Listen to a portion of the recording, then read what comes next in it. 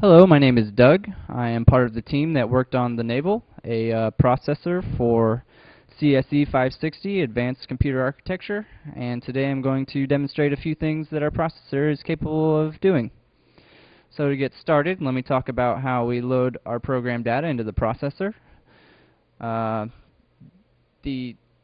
We wrote 4 assembly programs, and we also wrote some testing programs that load test data so that these programs can be run and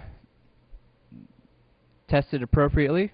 So these test programs are appended to the beginning of our actual applications so that we can ensure that all the test data is properly loaded before the applications run themselves. In order to get the binary code, we have written an assembler.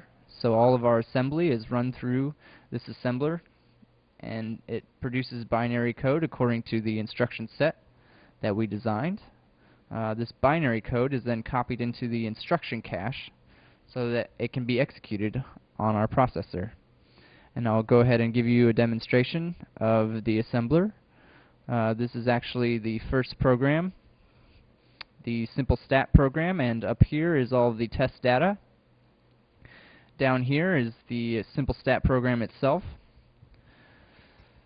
So I'll go ahead and run this through our assembler. And then, as you can see, it has been conveniently converted to binary code that can now be loaded into our instruction cache. So I actually ran all of these through the assembler earlier today. I'll go ahead and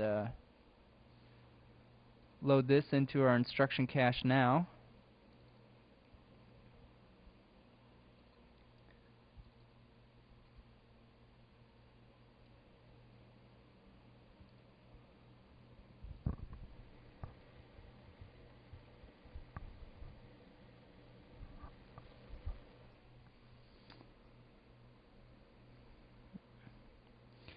But before I run it, I want to talk about our caches for another minute or so.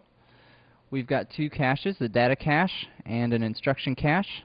For this first test here, I'm going to set the data cache miss rate to 2% so that every 50 times it attempts to access the memory cache, there will be a cache miss that lasts for 15 cycles. And similarly, for the instruction cache, I'm going to set the miss rate to 1% so that for every 100 instructions that are run, there will be a cache miss of 10 cycles. So I'll go ahead and change those values real quick. You can see those values are listed right here in our code. And there's the instruction cache.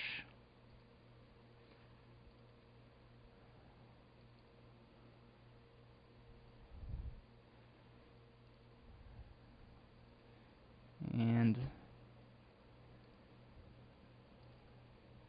there's the data cache.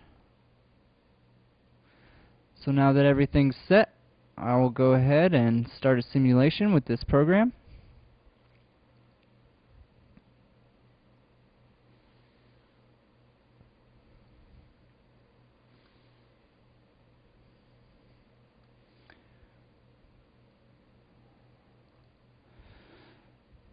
Alrighty, now the program has been run through our processor.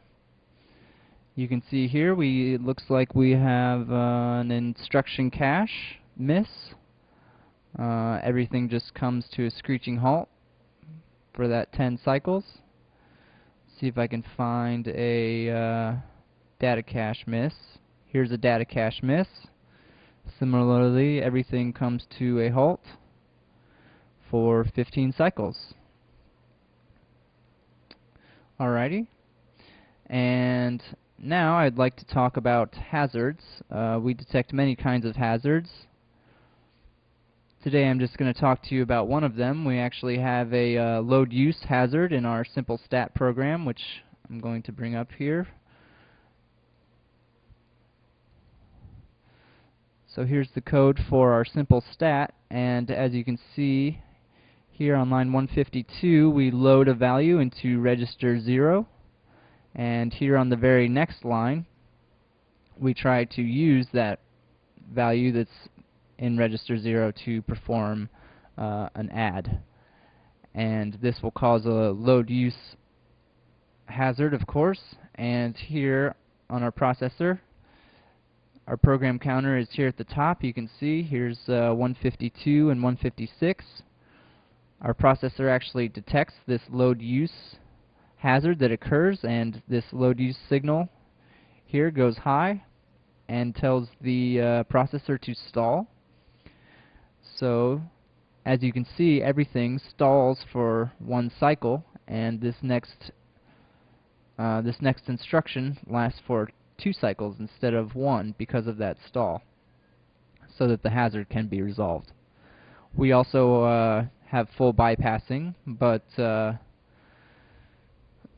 that's just one of the hazards that we can actually detect and avoid in our processor.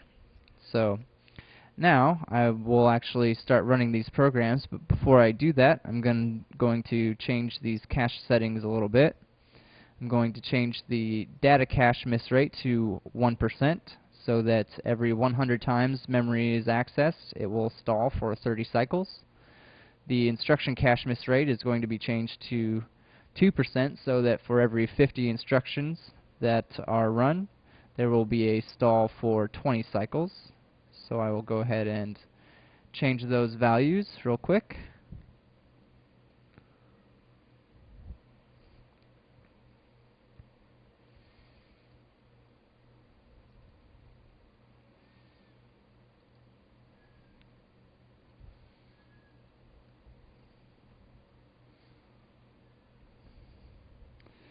There's the instruction cache.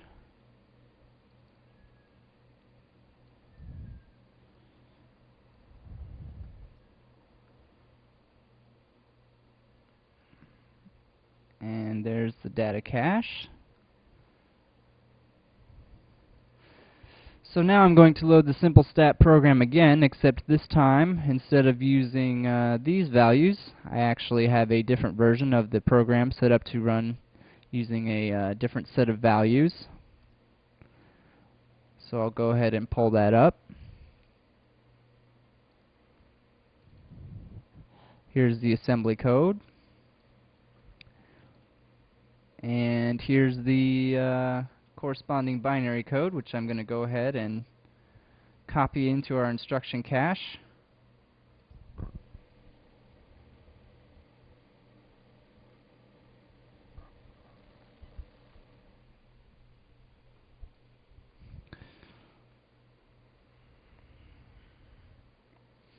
Make sure that looks okay. Alrighty. So now I will go ahead and run this through a simulation.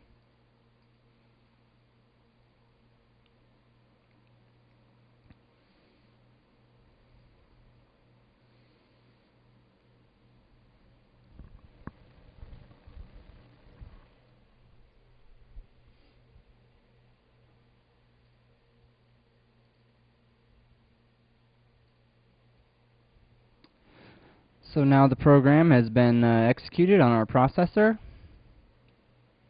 as you can see here. And for this simple stat, I ran some timing on it. I didn't include the execution of the test data in that timing, so the program itself starts at 710 nanoseconds, as you can see.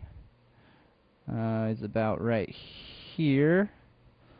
Let's see.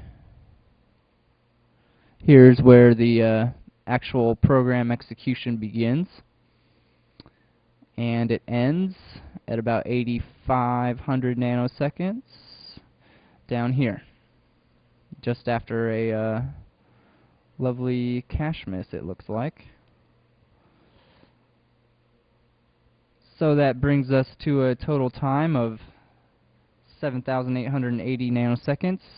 our clock period is 20 nanoseconds. So for the simple stat to